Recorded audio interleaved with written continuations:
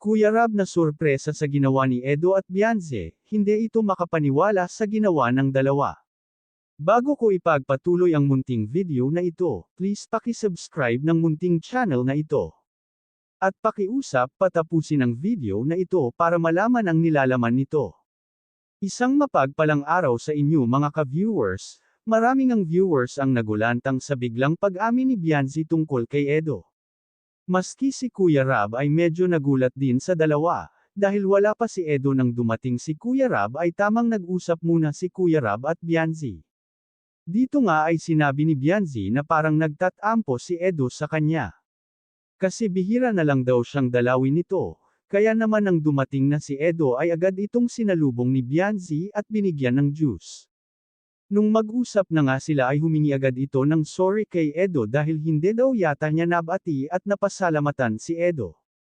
Habang nag-uusap nga ang dalawa sa sala ay biglang nagkaaminan ang dalawa na mahal na daw nila ang isa't isa. Dito nga ay nabigla at napatingin si Kuya Rab sa dalawa.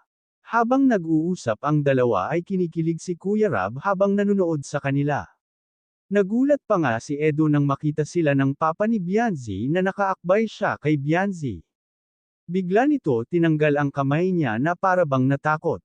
Kaya naman ay sinabihan siya ni Beyonce na duwag, magaling ka lang pag walang nakakakita. Sa tingin niyo mga ka-viewers totoo kaya na mag-jowa na sila or pampakilig lang ang ginawa ng dalawa?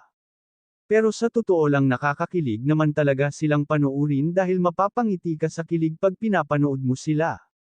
Kahit nga ako ay napapangiti habang nanonood sa kanila.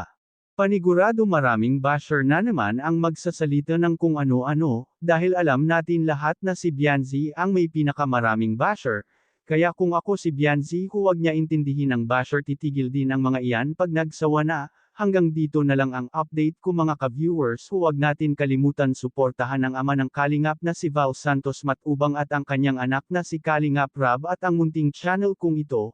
Maraming salamat po, God bless sa inyong lahat.